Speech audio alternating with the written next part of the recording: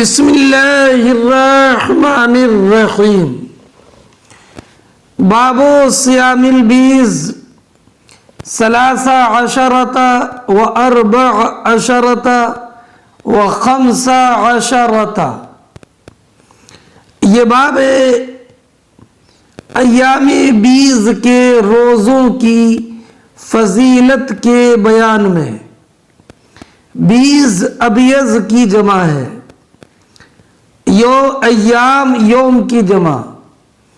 ایام بیض وہ ایام جن کی راتیں چاندنی ہوتی ہیں اور جن راتوں میں تاریکیں نہیں ہوتی، اور وہ 3 راتیں ہیں، 14ویں کی رات اور ایک رات 14ویں سے پہلے کی اور ایک رات 14ویں کے بعد کی، یعنی 13، 14، 15 تاریخ 15ویں جو رات ہے، 13ویں رات، 15ویں رات اور 14ویں رات، ان راتوں کے ایام کو بولتے ہیں ایام بیض۔ یعنی ہر مہینے کے 13، 14، 15 تاریخ میں نفلی روزہ رکھنے کی فضیلت کے بیان میں یہ باب ہے۔ ایام بیض تو اصل میں یہ ایام بیض نہیں ہے بلکہ لیالی بیض ہیں، تو مراد ہے ایام اللیالی البیض۔ اور بیض سے مراد وہ راتیں کہ جن میں چاند شروع سے اول رات سے آخری رات تک رہتا ہے۔ ہاں، ان 13، 14، 15 تاریخ کے روزوں کی بڑی فضیلت ہے۔ حضرت جریر ابن عبداللہ بجلی رضی اللہ تعالی عنہ بیان فرماتے ہیں، نبی کریم صلی اللہ تعالی علیہ وسلم سے روایت کر کے کہ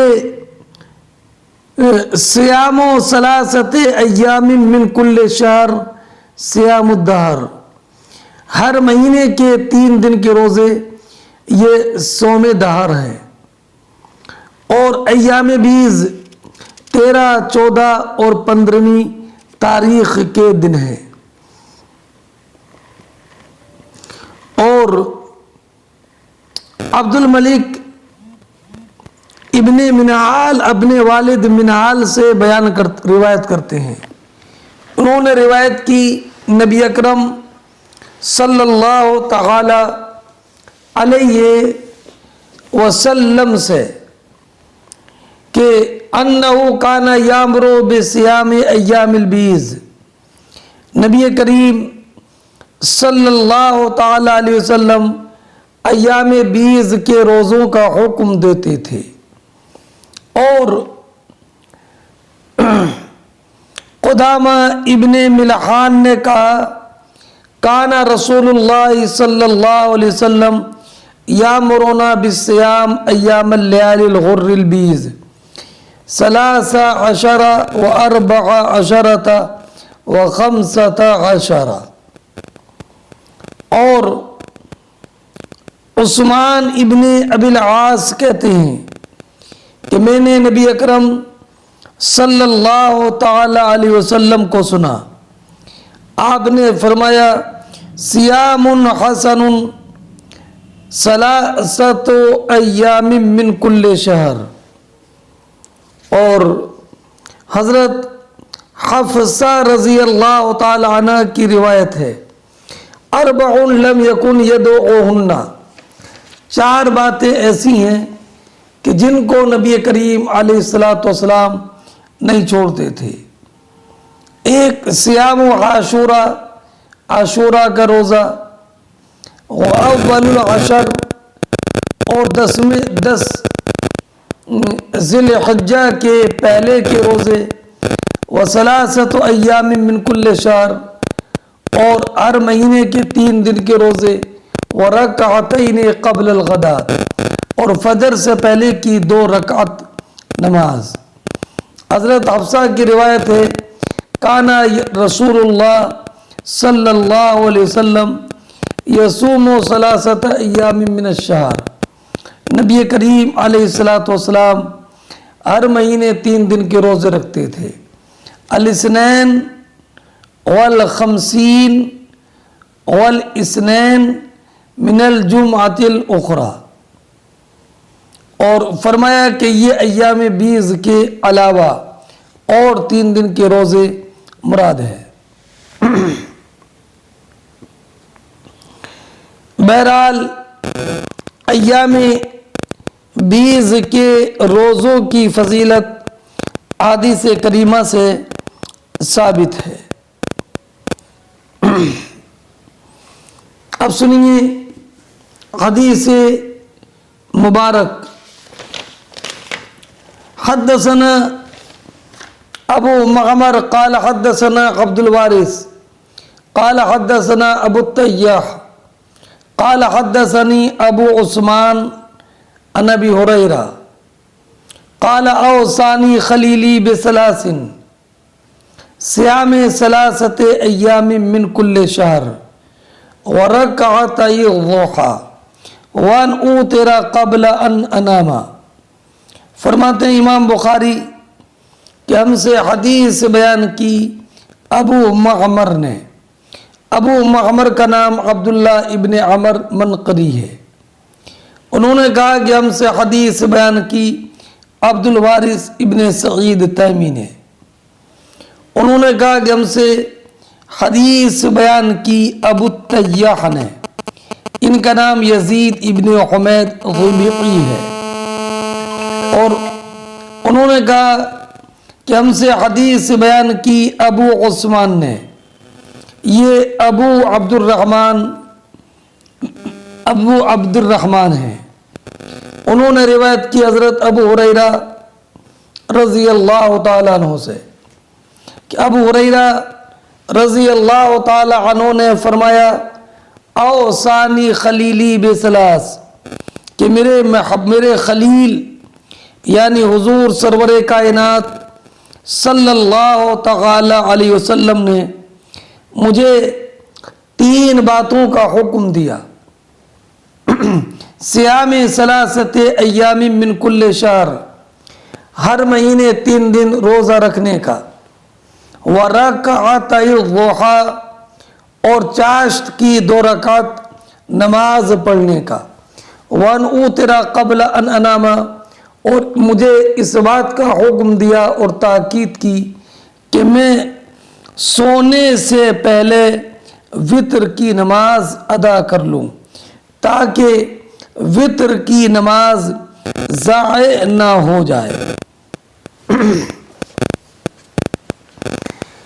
باب من زارا قوما فلم یفطر عندهم، یہ باب اس انسان کے بیان میں جو کسی قوم کی زیارت کے لیے جائے اور وہ نفلی روزے سے ہو، فلم یفطر عندهم، ان کے پاس افطار نہ کرے، یعنی اپنے نفلی روزے پر باقی رہے۔ حدثنا محمد بن المثنى قال حدثني خالد هو ابن الحارث قال حدثنا حميد عن انس دخل النبي صلى الله عليه وسلم على سليم فأتته بتمر وسمن قال أعيدوا سمنكم في سقائه وتمركم في وعائه فإني صائم۔ فرماتے ہیں امام بخاری رضی اللہ تعالی عنہ کہ ہم سے حدیث بیان کی محمد ابن مثنى نے، انہوں نے کہا کہ ہم سے حدیث بیان کی خالد نے، اور یہ خالد ابن حارث ہیں۔ انہوں نے کہا کہ ہم سے حدیث بیان کی حمید نے، انہوں نے روایت کی انس ابن مالک رضی اللہ تعالیٰ عنہ سے کہ نبی کریم صلی اللہ تعالی علیہ وسلم ام سلیم کے پاس تشریف لائے۔ نبی کریم صلی اللہ تعالی علیہ وسلم ام سلیم کے پاس تشریف لاتے تھے، اس لیے کہ ام سلیم نبی کریم صلی اللہ تعالی علیہ وسلم کی رضاعی خالہ تھیں، اور رضاعی خالہ ہونے کی وجہ سے نبی کریم علیہ السلام تشریف لاتے، اس لیے کہ ایک روایت میں ہے کہ نبی کریم علیہ السلام عورتوں میں کسی کے پاس تشریف نہ لے جاتے سوائے اپنی ازواج مطہرات کے، اور سوائے ام سلیم کے، ام سلیم رضی اللہ تعالی عنہ کے پاس نبی کریم تشریف لے جاتے، اس لیے کہ وہ آپ کی رضاعی خالہ تھی۔ فَأَتَتْهُ بِتَمْرٍ وَسَمْنٍ، تو حضرت ام سلیم رضی اللہ تعالی عنہ حضرت انس ابن مالک کی والدہ نے آپ کی خدمت میں کھجور اور گھی حاضر کیا، تو نبی اکرم علیہ السلام نے فرمایا اعیدوا سمنکم فی سقائہ، کہ یہ گھی کے برتن میں رکھ دو، وَتَمْرَكُمْ فِي وِعَائِهِ، اور اپنی یہ کھجوریں جو لے کر آئی ہوں یہ بھی برتن میں رکھ دو، فَإِنِّي صَائِمٌ، اس لیے کہ میں روزے سے ہوں، میں روزے سے ہوں۔ نبی کریم علیہ السلام نے اس میں سے کچھ تناول نہ فرمایا اور اپنا نفلی روزہ نہیں توڑا۔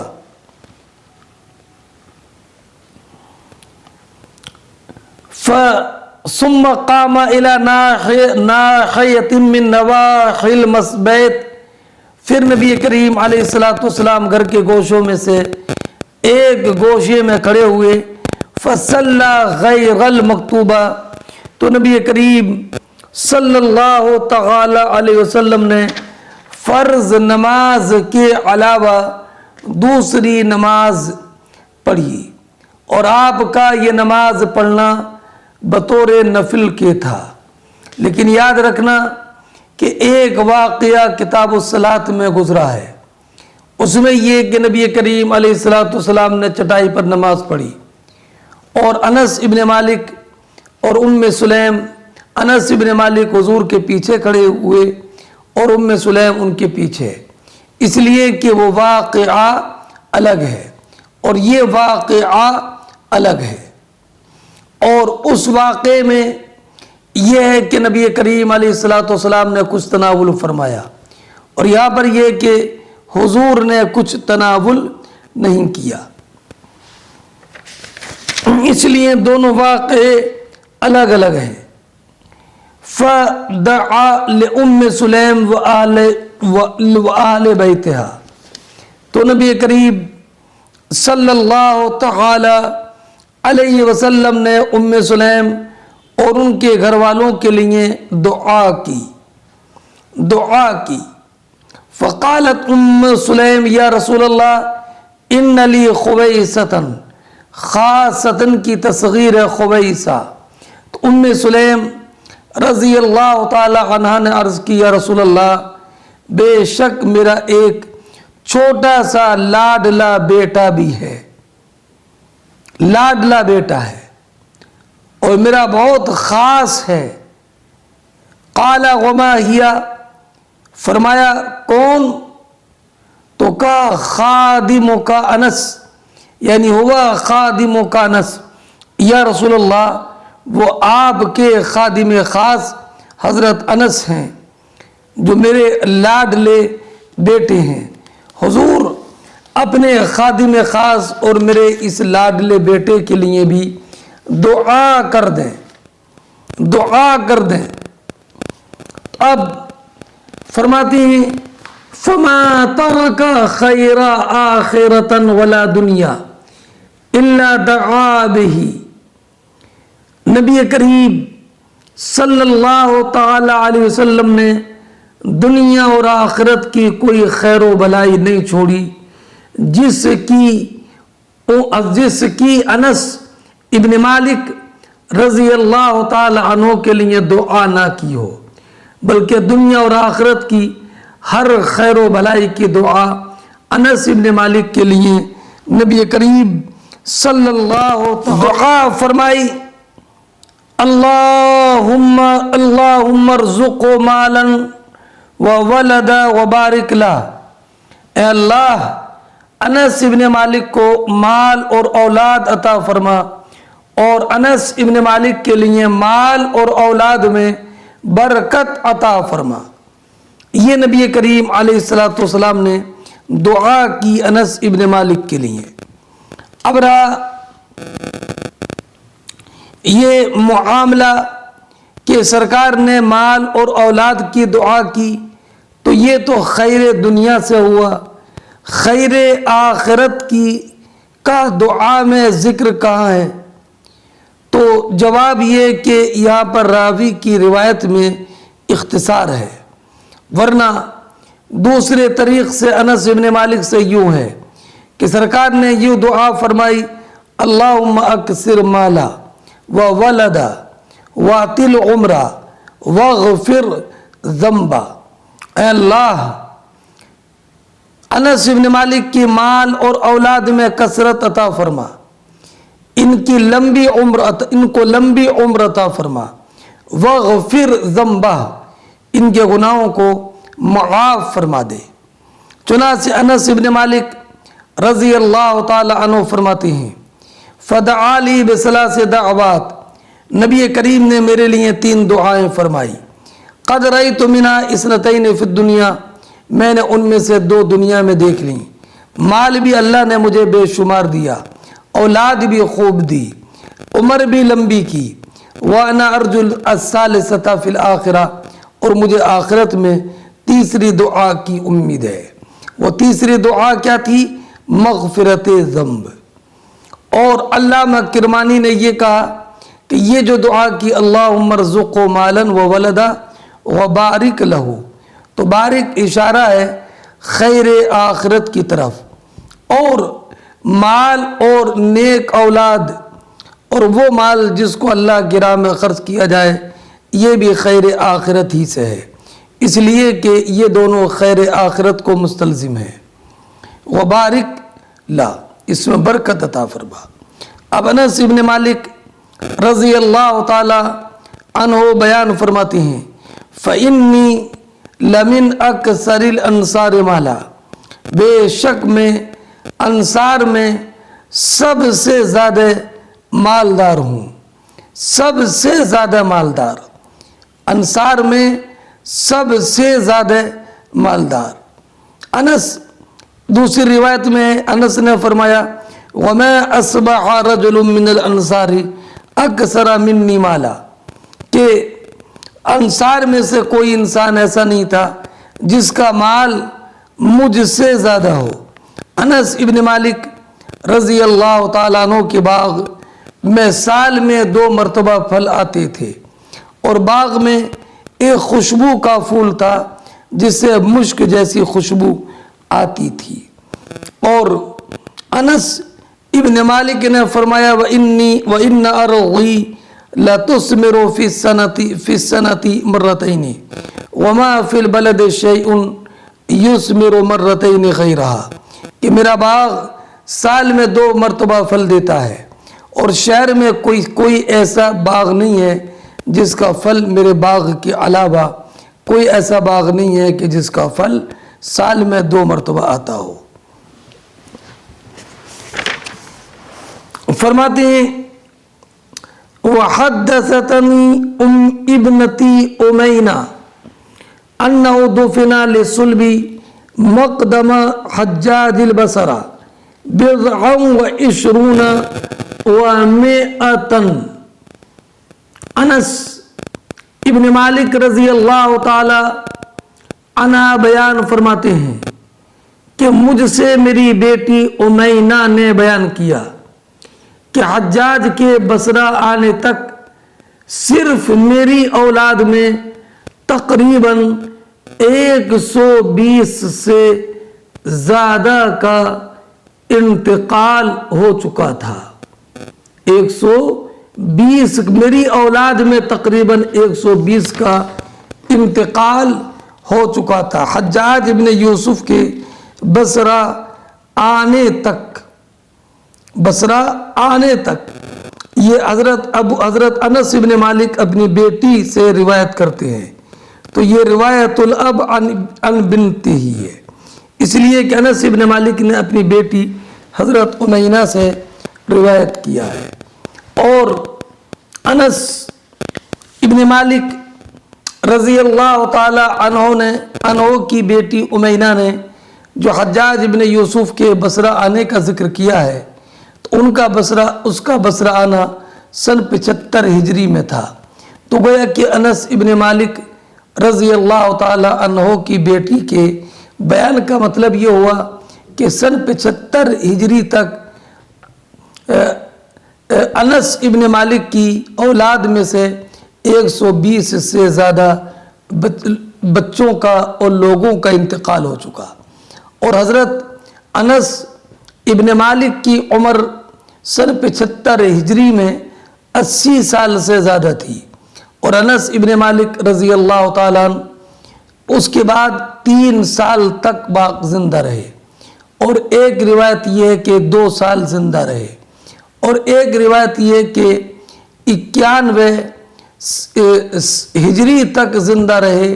اور آپ کی عمر اس وقت 100 سال کے قریب تھی. اللہ اکبر.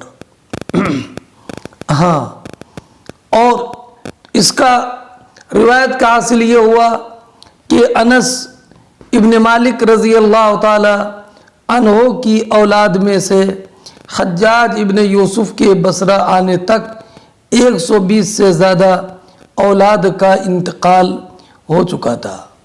چنانچہ حفصہ بنت سیرین کی روایت میں یہ ہے کہ حضرت انس ابن مالک نے فرمایا کہ میں 125 اپنی اولاد کو اپنے ہاتھوں سے دفن کر چکا ہوں. بہرحال اس حدیث سے یہ معلوم ہوا کہ نفلی روزہ رکھنے والے کے لیے مناسب نہیں ہے کہ بلا عذر کے روزے کو توڑ دے. اب رائے کہ حضرت ابو درداء رضی اللہ تعالی عنہ سے ملاقات کرنے کے لیے جب سلمان فارسی تشریف لائے تھے تو حضرت ابو درداء رضی اللہ تعالی عنہ نے اپنا نفلی روزہ توڑ دیا تھا. تو علامہ عینی نے فرمایا دونوں میں کوئی معارضہ نہیں ہے، اس لیے کہ حضرت سلمان فارسی نے حضرت ابو درداء کا کھانے سے منع کر دیا تھا جب تک کہ ابو درداء ساتھ نہ کھائیں. اور یہ علت تھی روزہ توڑنے کی، اس لیے کہ مہمان کے لیے مہمان کا بھی حق ہوتا ہے. جیسے کہ نبی کریم علیہ السلام نے ارشاد فرمایا ان الصائم اذا دعی الى طعام فلیدعو لأہلہ بالبرکہ وَيُؤْنِسُهُمْ بِذَلِكَ لِأَنَّ فِيهِ جَبْرَ خَاطِرِ الْمَزُورِ اِذَا لَمْ يَأْكُلْ عِنْدَ. اور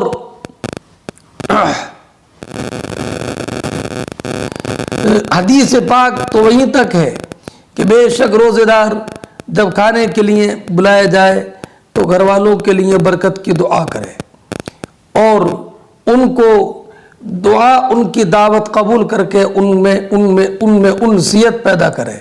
اس لیے کہ یہ بھی جس سے ملاقات کے لیے جائے گا اس کی دل جوئی ہوگی. اور اس سے یہ بھی معلوم ہوا کہ تصغیر کا استعمال تراحم اور مودت کے طور پر جائز ہے، اگر تحقیر کے طور پر ہو تو جائز نہیں ہے۔ اور اس سے یہ بھی معلوم ہوا کہ ہدیہ کو رد کر دینا جائز ہے جبکہ ہدیہ دینے والے پر شاق نہ ہو۔ اور اس سے یہ بھی معلوم ہوا کہ کھانے کے سامان کی حفاظت کرنا چاہیے، اس کو ضائع کرنے سے بچانا چاہیے۔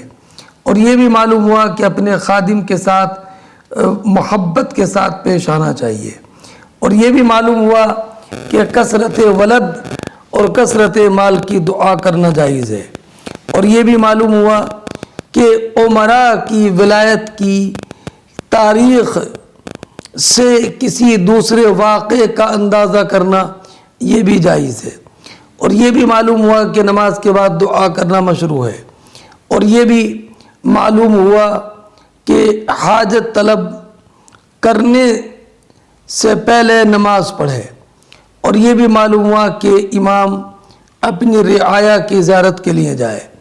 اور اس سے یہ بھی معلوم ہوا کہ مرد کی غیر موجودگی میں بھی گھر میں داخل ہونا جائز ہے، اس لیے کہ اس حدیث میں نہیں ہے کہ ابو طلحہ گھر میں موجود تھے، مگر علامہ عینی رضی اللہ تعالی عنہ فرماتے ہیں یہ اس وقت ہے کہ جب کہ مرد کا اس کی غیر موجودگی میں آنا اس گھر والے کے لیے شاق نہ ہو، ورنہ جائز نہیں ہے۔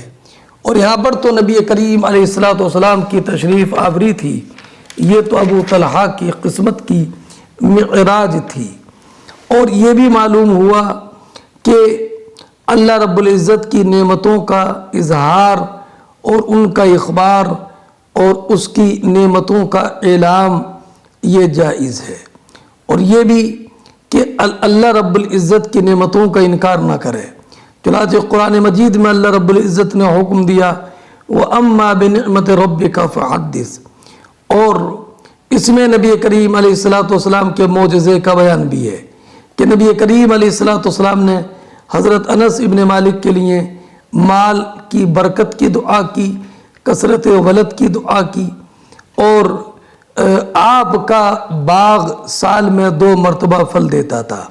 اور اس میں حضرت انس ابن مالک کی کرامت کا اظہار بھی ہے۔ اور یہ بھی معلوم ہوا کہ اپنی ذات پر بچے کو ترجیح دینا اور سوال میں حسن تلطف کا اظہار کرنا۔ اور یہ بھی معلوم ہوا کہ اولاد میں کثرت موت یہ کثرت اولاد کی طلب کی دعا کی اجابت کے منافی نہیں ہے۔ فرماتے ہیں حدثنا ابن ابی مریم قال اخبرنا یحییٰ قال حدثنی حمید قال سمع انس عن النبی صلی اللہ علیہ وسلم، یہ دوسرا طریق ہے۔ فرماتے امام بخاری کہ ہم سے حدیث بیان کی ابن ابی مریم نے، اور انہوں نے کہا کہ ہم سے ابن ابی مریم یہ سعید ابن ابی مریم مصری ہیں، انہوں نے کہا کہ ہم کو خبر دی یحییٰ ابن ایوب نے، انہوں نے کہا کہ ہم سے حدیث بیان کی حمید نے، اور انہوں نے کہا کہ میں نے انس ابن مالک رضی اللہ تعالیٰ عنہ کو سنا کہ انہوں نے نبی کریم صلی اللہ تعالیٰ علیہ وسلم سے باب الصوم من آخر الشہر، یہ باب مہینے کے آخر میں روزے کی فضیلت کے بیان میں، اور اس مہینے سے مراد جیسے کہ ابھی حدیث مبارک آتی ہے ماہ شعبان ہے، اور یہ مطلق ہے تو معنی یہ ہے کہ ہر مہینے کے آخری تاریخوں میں یعنی 28 اور 29 تاریخ میں روزے کی فضیلت کا بیان، تاکہ مکلف کی عادت بنی رہے۔ اب رہا یہ کہ پہلے ایک حدیث پاک گزری ہے کہ نبی کریم علیہ السلام نے رمضان شروع ہونے سے پہلے 1 دن یا 2 دن کے روزوں سے منع فرمایا؟ تو جواب یہ ہے کہ معارضہ نہیں ہے نہی کی حدیث میں، اس لیے کہ 28 یا 29 تاریخ میں روزہ وہ رکھے کہ جس کا روزہ رکھنے کی پہلے سے عادت ہو، تو اس کے لیے ممانعت نہیں ہے۔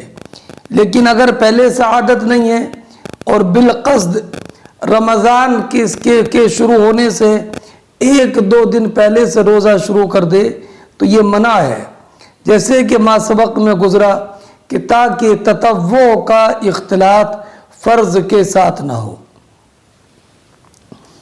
حدثنا سلط بن محمد قال حدثنا مہدی عن غیلان وحدثنا ابو النعمان قال حدثنا مہدی ابن میمون قال حدثنا غیلان ابن جریر عن مطرف عن عمران ابن حسین عن النبی صلی اللہ علیہ وسلم انه سأله او سأل رجلا وعمران يسمع فقال یا ابا فلان اما صمت سرر هذا الشهر قال اظنه یعنی رمضان قال الرجل لا یا رسول اللہ قال فإذا افطرت فصم یومین لم یقل السلط اظنه یعنی رمضان۔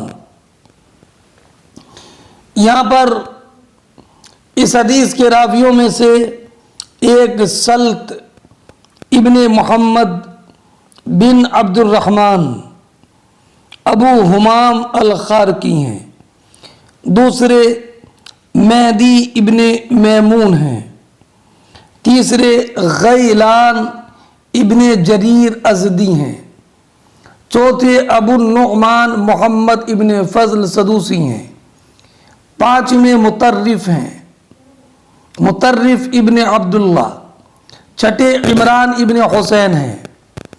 امام بخاری رضی اللہ تعالیٰ عنہ نے یہ حدیث 2 طریق سے تخریج کی ہے، ایک اپنے شیخ سلط بن محمد سے، انہوں نے مہدی سے، انہوں نے غیلان سے، اور دوسرے ابو النعمان سے، اور انہوں نے مہدی ابن میمون سے، انہوں نے غیلان سے۔ تو امام بخاری کے شیخ 2 ہوئے سلط ابن محمد اور ابو النعمان محمد ابن فضل سدوسی۔ غیلان ابن جریر نے روایت کی مطرف سے، وہ روایت کرتے عمران ابن حسین سے کہ عمران ابن حسین رضی اللہ تعالی عنہ بیان فرماتے ہیں نبی کریم صلی اللہ تعالی علیہ وسلم سے انہو سألہ کہ نبی کریم صلی اللہ تعالی علیہ وسلم نے حضرت عمران ابن حسین سے سوال کیا، سوال کرنے والے حضور سوال کیا عمران ابن حسین سے، او سأل رجلا و عمران یسمع، یا نبی کریم صلی اللہ تعالی علیہ وسلم نے سوال کسی دوسرے صاحب سے کیا اور عمران ابن حسین سن رہے تھے۔ کیا سوال کیا نبی اکرم صلی اللہ تعالی علیہ وسلم نے؟ کہا یا ابا فلاں اما سمتا سرر هذا الشہر، اے فلاں کیا تم نے اس مہینے کے آخر کے روزے نہیں رکھے؟ اس مہینے کے آخر کے روزے نہیں رکھے؟ قال ابو النعمان، امام بخاری کے جو شیخ ہیں دوسرے والے، وہ کہتے ہیں کہ میرا گمان یہ ہے کہ یہ فرمایا یعنی رمضان، یعنی کیا تم نے اس رمضان کے مہینے کے آخر کے 2 روزے نہیں رکھے؟ یہ معلوم کیا نبی کریم علیہ الصلوۃ والسلام نے۔ تو انہوں نے کہا لا یا رسول اللہ، نہیں یا رسول اللہ، میں نے رمضان کے آخر کے 2 دن کے روزے نہیں رکھے۔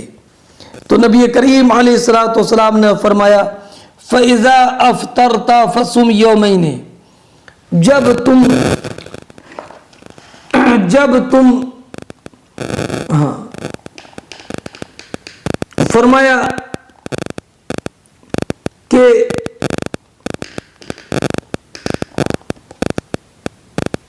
ان سے سرکار نے فرمایا کہ جب تم افطار کرو، یعنی رمضان کا مہینہ ختم ہو جائے تو فصم یومین، تو تم 2 دن کے روزے رکھو جو تمہارے رمضان کے 2 دن کے روزے چھوٹ گئے ہیں، یہ مطلب ہوا۔ اور یا اس کا دوسرا مطلب یہ ہے کہ یا ابا فلا اما سمتا سررا هذا الشہر، سرر کا اطلاق مہینے کے اول دنوں پر بھی ہوتا ہے اور آخر دنوں پر بھی ہوتا ہے۔ سرر استرار سے بنا ہے، اس لیے کہ مہینے کے اول دن میں 2 دن میں بھی اور مہینے کے آخر کے 2 دن میں بھی چاند چھپا رہتا ہے۔ تو معنی یہ ہوگا کیا تم نے رمضان کے شروع ہونے سے پہلے 2 دن کے روزے نہیں رکھے تھے؟ 2 دن کے روزے نہیں رکھے تھے تم نے؟ یہ نبی کریم علیہ الصلوۃ والسلام نے کیوں ان سے فرمایا تھا؟ تو وجہ یہ تھی کہ ان صاحب نے شعبان کے آخری تاریخ کے 2 روزوں کی نظر مان کر اپنے اوپر روزوں کو لازم کر لیا تھا، تب حضور نے اس نظر کو پورا کرنے کا حکم دیا۔ اور یا یہ ہر مہینے کے 28 29 آخری 2 تاریخوں کے روزہ رکھنے کے عادی تھے، اس لیے نبی کریم علیہ الصلوۃ والسلام نے ان سے معلوم کیا تھا کیا تم نے اس مہینے کے آخر کے 2 روزے نہیں رکھے؟ انہوں نے کہا کہ نہیں۔ تو نبی کریم علیہ الصلوۃ والسلام نے فرمایا کہ اذا افطرت فصم یومین، کہ جب تم نے افطار کر لیا اور روزے نہیں رکھے تو تم 2 دن کے روزے رکھو۔ لم یقل السلط اظنہ یعنی رمضان، امام بخاری فرماتے ہیں کہ ہمارے شیخ ابو النعمان نے تو کہا کہ اس مہینے سے مراد رمضان ہے، لیکن سلط ابن محمد جو ہمارے شیخ ہیں انہوں نے یہ نہیں کہا کہ اس سے مراد ماہ رمضان تھا، بلکہ ظاہر یہ ہے کہ اس سے مراد ماہ شعبان کے آخر کے 2 دن کے روزے تھے۔ اور علامہ عینی علیہ الرحمۃ والرضوان نے یہ نقل کیا کہ حمیدی نے امام بخاری سے نقل کیا ہے کہ انہوں نے فرمایا کہ شعبان اصح، بجائے رمضان کے شعبان ہی اصح ہے۔ سرکار کے ارشاد کا مطلب یہ تھا کہ شعبان کے کیا تم نے آخر کے 2 روزے نہیں رکھے؟ اور علامہ خطابی نے فرمایا کہ ذکر و رمضان ہونا وہم، کہ رمضان کا ذکر یہاں پر وہم ہے، اس لیے کہ تمام رمضان کے روزے تو متعین ہوتے ہیں۔ اور علامہ بدر الدین عینی علیہ الرحمۃ والرضوان نے یہ ارشاد فرمایا کہ نبی کریم علیہ الصلوۃ والسلام نے جو فرمایا فَإِذَا أَفْطَرْتَ مِنْ رَمَضَانَ فَصُمْ يَوْمَيْنِ، یہ ابتداء کلام ہے، اور اس کلام کا مطلب یہ ہے کہ اگر تم نے وہ رمضان جس کے روزے رکھنا فرض ہیں اگر اس رمضان کے آخر کے روزے چھوڑ دیے تو اس کے عوض تم بعد میں 2 روزے رکھو، اس لیے کہ سرر مہینے کے آخر کے 2 دن کو کہتے ہیں، برخلاف سرر شعبان کے، اس لیے کہ وہ اس پر متعین نہیں ہے، اس لیے سرکار نے ان شعبان کے روزوں کی قضا کرنے کا حکم نہیں دیا۔ مطلب یہ ہے کہ اگر تم سے رمضان کے آخر کے 2 روزے چھوٹ گئے تو جب رمضان گزر جائے تو ان 2 روزوں کی تم قضا کر لو۔ علامہ عینی نے فرمایا کہ یہ وہ تحریر ہے اس جگہ کی کہ شراح بخاری اور شراح مسلم میں سے کسی نے بھی ایسی توضیح نہیں کی ہے۔ قال ابو عبداللہ امام بخاری ہیں، فرماتے ہیں امام بخاری کہ ثابت نے مطرف سے روایت کی، انہوں نے عمران ابن حسین سے، انہوں نے نبی کریم صلی اللہ تعالی علیہ وسلم سے، تو ان کی روایت میں جو ہے عمران کی جو ثابت نے واسطے مطرف روایت کی ہے اس میں من سرر شعبانہ کہ کیا تم نے شعبان کے آخر کے 2 روزے نہیں رکھے۔ باب صوم یوم الجمعہ فَإِذَا أَصْبَحَ صَائِمًا يَوْمَ الْجُمْعَةِ فَعَلَيْهِ أَن يُفْطِرَ یعنی اذا لم يصم قبل ولا يريد ان يصوم بعد۔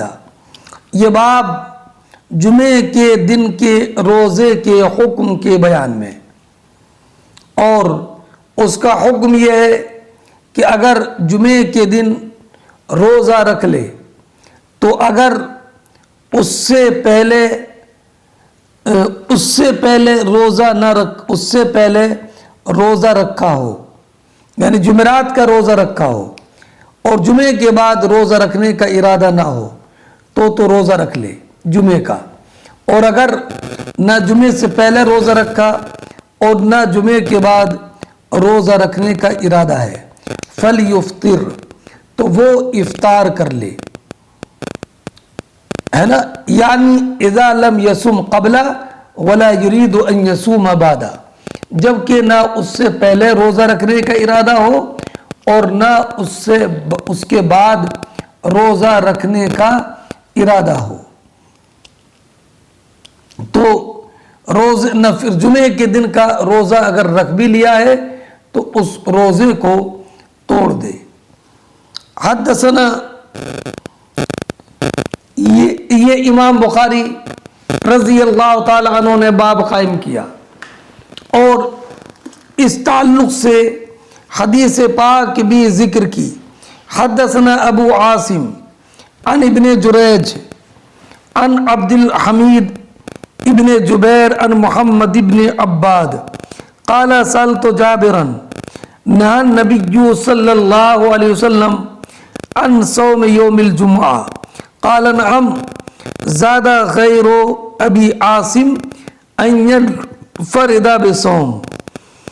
اس کے راوی 5 ہیں، ابو عاصم نبیل ضحاک، دوسرے عبد الملک ابن عبد العزیز بن جریج، تیسرے عبد الحمید بن جبیر، چوتھے محمد ابن عباد مخزومی، 5ویں جابر ابن عبداللہ انصاری۔ فرماتے ہیں محمد بن عباد کہ میں نے جابر ابن عبداللہ رضی اللہ تعالی عنہ سے معلوم کیا کہ کیا نبی کریم صلی اللہ تعالی علیہ وسلم نے جمعے کے دن روزے سے منع فرمایا، تو فرمایا کہ ہاں، اور ابو عاصم کے علاوہ دوسرے راویوں نے یہ ذکر کیا کہ ان ينفرد بصوم، کہ نبی کریم صلی اللہ تعالی علیہ وسلم نے اس سے منع فرمایا کہ تنہا جمعے کا روزہ رکھے، تنہا جمعے کا روزہ رکھے، نہ اس سے پہلے اور نہ اس کے بعد۔ یاد رکھیے کہ تنہا جمعے کا روزہ رکھنا یہ مکروہ ہے۔ ابراہیم نخعی، شعبی، امام زہری اور امام مجاہد کا یہ قول ہے۔ اور دوسرا قول یہ کہ جمعے کا روزہ مطلقاً مباح ہے، اس میں کوئی کراہت نہیں ہے۔ یہ روایت حضرت عبداللہ ابن عباس، محمد ابن منکدر سے ہے، اور یہ قول امام مالک کا ہے، امام اعظم کا ہے، اور امام محمد ابن حسن کا ہے۔ امام مالک رضی اللہ تعالی عنہ نے فرمایا کہ میں نے کسی اہل علم و فقہ اور کسی بھی مقتدی عالم کو نہیں دیکھا کہ وہ جمعے کے روزے سے منع کرتا ہو، اور فرمایا وصیام و حسن۔ اور ایک قول یہ کہ جمعے کے دن کا روزہ رکھنا تنہا مکروہ ہے، اگر اس سے پہلے یا اس کے بعد یعنی جمعرات یا ہفتے کا بھی رکھے تو مکروہ نہیں ہے۔ یہ قول ابو ہریرہ کا ہے، محمد ابن سیرین کا، طاؤس اور ابو یوسف کا ہے۔ چوتھا قول یہ ہے کہ ممانعت اس سے ہے کہ انسان تخصیص اور تحری کے ساتھ جمعے ہی کا روزہ رکھے، اگر اس کے علاوہ اور بھی روزہ رکھے، اس دن کے جمعے کے دن کے علاوہ اور دن بھی روزہ رکھے تو اس میں پھر ممانعت نہیں ہے، اس لیے کہ اس سے پہلے اور یا اس کے بعد جب روزہ رکھ لے گا تو پھر کراہت نہیں رہے گی۔ اس لیے کہ حدیث پاک میں لا تخص یوم الجمعۃ بصیام من بین الایام ولا لیلتہ بقیام من بین اللیالی۔ امام علامہ بدر الدین عینی نے فرمایا وہذا ضعیف جدا۔ پانچواں قول یہ ہے کہ جمعے کے دن کا روزہ رکھنا حرام ہے، مگر جب کہ ایک دن اس سے پہلے یا ایک دن اس کے بعد روزہ رکھے، اور یا جس تاریخ میں روزہ رکھنے کا وہ عادی تھا اور اس دن جمعہ پڑ گیا، یا وہ اس کا عادی تھا کہ ایک دن روزہ رکھا اور ایک دن روزہ چھوڑتا ہے، تو روزہ رکھنے والا دن جمعے کا پڑ جائے تو اس میں کوئی کراہت نہیں ہے۔ اب رہا یہ کہ جن علماء نے روزہ رکھنے کو مکروہ قرار دیا ہے جمعے کے دن، ان علماء کے اقوال اور اس کے اسباب کیا ہیں؟ تو فرمایا کہ دراصل جمعے کا دن نماز جمعہ پڑھنا، خطبہ سننا، کثرت سے ذکر کرنا، غسل کرنا، دعا کرنا، ذکر کرنا، تو ان چیزوں کا دن ہے، عبادات کا دن ہے، تو بہتر یہ ہے کہ اس میں روزہ نہ ہو تاکہ ان وظائف کو نشاط اور رغبت کے ساتھ ادا کر سکے۔ یہ ایسے جیسے کہ حاجی کے لیے 9 ذی الحجہ کا روزہ کہ سنت یہ کہ افطار کرے تاکہ وقوف عرفہ میں اس کو نشاط و رغبت ہو۔ اور بعض علماء نے کہا کہ کیونکہ جمعے کا دن یوم عید ہے اور عید میں روزہ نہیں رکھا جاتا ہے، اور بعض علماء نے کہا کہ تاکہ اس کی جمعے کی تعظیم میں مبالغہ کا خوف جو ہے وہ جاتا رہے، ورنہ لوگ جمعے کے دن کی ایسی تعظیم شروع کر دے جیسے کہ یہود ہفتے کے دن کی تعظیم کرتے تھے۔ اور ایک وجہ یہ ذکر کی کہ تاکہ اس روزے کے وجوب کے اعتقاد کا خوف، اس لیے جو ہے وہ جمعے کے دن روزہ رکھنا ناپسند ہے۔ اور بہرحال یہ ساری وجوہ قابل التفات نہیں ہیں، امام اعظم رضی اللہ تعالیٰ عنہ کے نزدیک مطلقاً جمعے کے دن کا روزہ رکھنا جائز ہے۔ حدثنا عمر بن حفص قال حدثنا عمر بن حفص بن غیاث قال حدثنا ابی قال حدثنا العامش قال حدثنا ابو صالح عن ابی ہریرہ قال سمعت النبی صلی اللہ علیہ وسلم یقول ولا يصومن احدكم يوم الجمعہ الا يوما قبل وبعد. فرماتے ہیں کہ امام بخاری ہم سے حدیث بیان کی عمر ابن حفص ابن غیاث نے. انہوں نے کہا کہ ہم سے حدیث بیان کی حفص ابن غیاث نے میرے والد نے. انہوں نے کہا کہ ہم سے حدیث بیان کی عامش سلیمان نے. انہوں نے کہا کہ ہم سے حدیث بیان کی ابو صالح زکوان نے. وہ روایت کرتے ہیں حضرت ابو ہریرہ رضی اللہ تعالی عنہ سے کہ میں نے نبی کریم صلی اللہ تعالی علیہ وسلم کو یہ کہتے ہوئے سنا لا یصومن احدکم یوم الجمعہ، تم میں سے کوئی جمعے کے دن روزہ نہ رکھے الا یوما قبل او بعد، مگر یہ کہ ایک دن روزہ جمعے سے پہلے رکھے اور ایک دن روزہ جمعے کے بعد رکھے. ہاں، اور ایک دوسری روایت ہے، فرماتی ہیں حدثنا مسدد قال حدثنا یحییٰ عن شعبہ تأویل سند وحدثنی محمد قال حدثنا غندر قال حدثنا شعبہ عن قتادہ عن ابی ایوب عن جویریہ بنت الحارث ان النبی صلی اللہ علیہ وسلم یوم الجمعۃ دخل علی یوم الجمعۃ وہی صائمہ فقال صمت امسی قالت لا قال تريدون ان تصومين غدا قالت لا قال فافطری.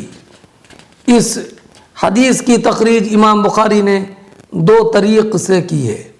ایک تو عن مسدد عن یحییٰ قطان عن شعبہ عن قتادہ عن ابی ایوب یحییٰ ابن مالک عن جویریہ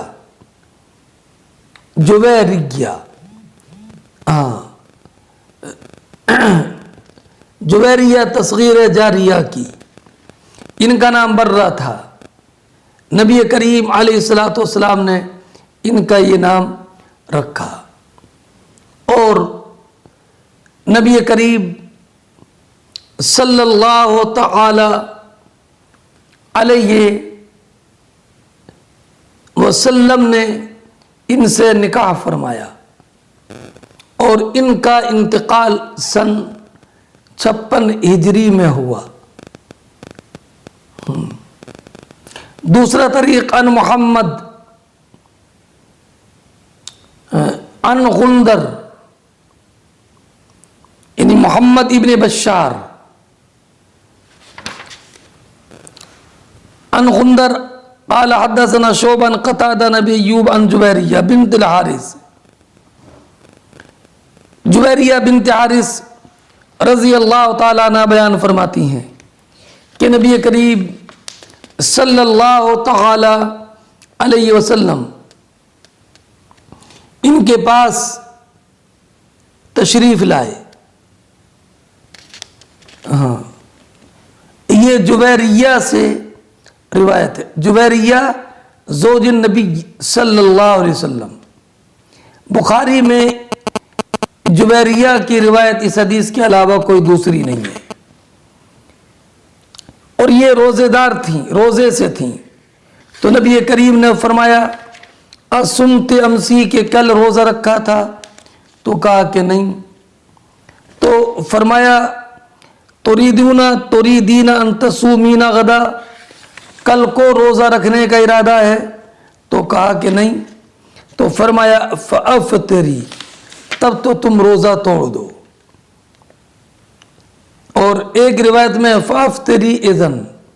قال حدثنا حماد بن الجعد سمع قتادہ قال حدثني ابو ایوب ان جویریہ حدثته کہ حماد ابن جعد نے کہا کہ انہوں نے قتادہ کو سنا. انہوں نے کہا کہ مجھ سے حدیث بیان کی ابو ایوب نے کہ جویریہ نے ان سے حدیث بیان کی. فَأَمَرَهَا فَأَفْتَرَتْ کہ نبی کریم صلی اللہ تعالی علیہ وسلم نے ان کو حکم دیا فَأَفْتَرَتْ اور سرکار نے ان کو روزہ توڑنے کا حکم دیا. ہاں، اب ان احادیث کریمہ سے یہ معلوم ہوتا ہے کہ جمعے کے دن کے روزے کی ممانعت ہے، مگر یہ اصل یہ ہے کہ جمعے کے دن روزہ رکھنا جائز مباح بلکہ حسن ہے۔ خود نبی کریم صلی اللہ علیہ وسلم بھی اکثر جمعے کے دن نفلی روزہ رکھتے تھے۔ چنانچہ ترمذی شریف کی روایت میں عبداللہ ابن مسعود سے ہے وَقَلَّمَا كَانَ يُفْطِرُ يَوْمَ الْجُمْعَةِ، جمعے کے دن حضور افطار بہت کم فرماتے تھے۔ تو ممانعت کی وجہ یہ کہ جمعے کے دن کے روزے کو لازم اور واجب نہ سمجھا جائے۔ چنانچہ نبی کریم صلی اللہ تعالی علیہ وسلم نے فرمایا لا تختصوا لیلۃ الجمعہ بقیام من بین اللیالی ولا تختصوا یوم الجمعہ بصیام من بین الایام الا ان یکون فی صوم یصومہ احد، کہ جمعے کے رات کو قیام کے لیے مختص نہ کرو اور جمعے کے دن کو دیگر دنوں میں سے روزے سے خاص نہ کرو، مگر یہ کہ جمعہ اس تاریخ میں آ جائے جس میں تم میں کا کوئی روزہ رکھتا ہو۔ تو ظاہر سی بات ہے کہ اس سے ہی معلوم ہوا کہ جمعہ ہی کے دن روزے کو جو لازم اور واجب سمجھے اس صورت میں روزہ ممنوع ہے، ورنہ ممنوع نہیں ہے۔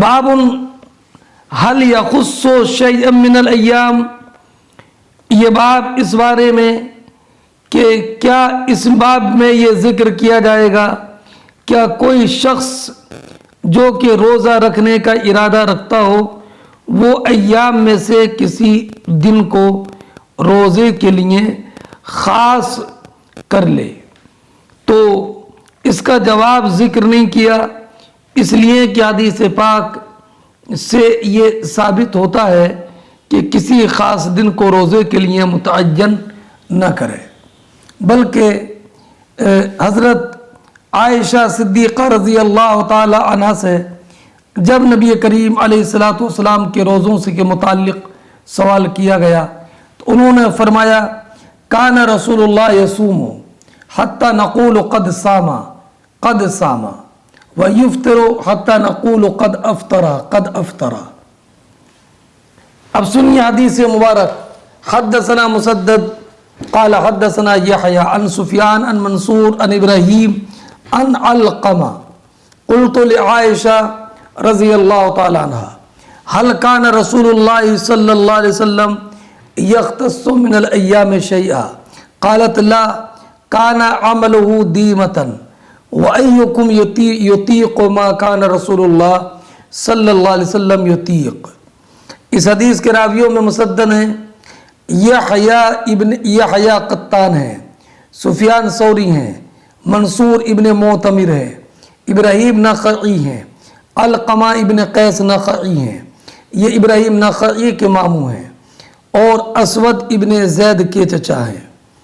فرماتے ہیں علقمہ کہ میں نے ام المومنین عائشہ صدیقہ رضی اللہ تعالی عنہا سے پوچھا کہ کیا نبی کریم علیہ الصلوۃ والسلام نے روزہ وغیرہ عبادت کے لیے کچھ مخصوص دن متعین کر رکھے تھے؟ تو انہوں نے فرمایا کہ نہیں، بلکہ آپ کے ہر عمل میں مداومت ہوتی تھی، اور دوسرا کون ہے جو نبی کریم صلی اللہ علیہ وسلم جیسی طاقت رکھتا ہو۔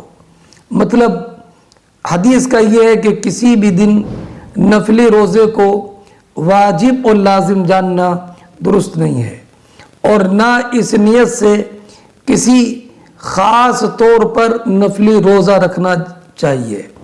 رہا حضور کا معاملہ تو حضرت عائشہ صدیقہ رضی اللہ تعالی عنہ نے بیان فرمایا حضور جیسی طاقت کس میں ہے،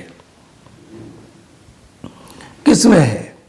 اس کا مطلب یہ ہوا کہ نبی کریم علیہ الصلوۃ والسلام ایام میں سے ہمیشہ کسی دن کو متعین نہیں کرتے تھے، مگر یہ کہ اکثر آپ کے روزے شعبان میں آپ اکثر روزے سے رہتے، اور نبی کریم علیہ الصلوۃ والسلام نے جمعرات اور پیر کے دن کے روزے پر ابھارا، لیکن آپ کا روزہ آپ کے نشاط کے مطابق ہوتا۔